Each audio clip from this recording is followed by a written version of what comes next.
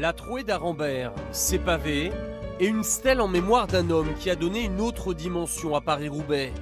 En 1967, l'enfer du Nord est en danger. À cette époque, les routes pavées sont peu à peu recouvertes de bitume, alors les organisateurs confient une mission à Jean Stablinski, le coureur originaire du Nord.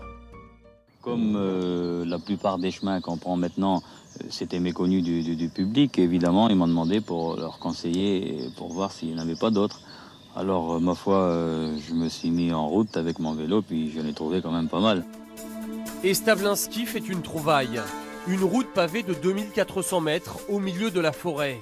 Lui, l'ancien mineur, a travaillé ici, en dessous de ce qui deviendra la trouée d'Arambert. En 1968, Paris-Roubaix l'emprunte pour la première fois sur un nouveau parcours. 56 km de pavés, 2 fois plus qu'auparavant.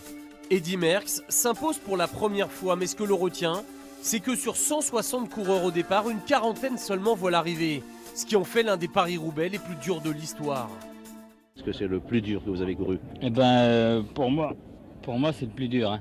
Il est vrai que quand je suis arrivé aux douches à Roubaix, j'avais un peu les jetons parce que je me suis fait traiter de nom d'oiseau par tous les coureurs. Hein, d'avoir eu ces pavés, c'était quelque chose d'inimaginable pour eux. Sauf que cette chose inimaginable est encore aujourd'hui le secteur incontournable de la course.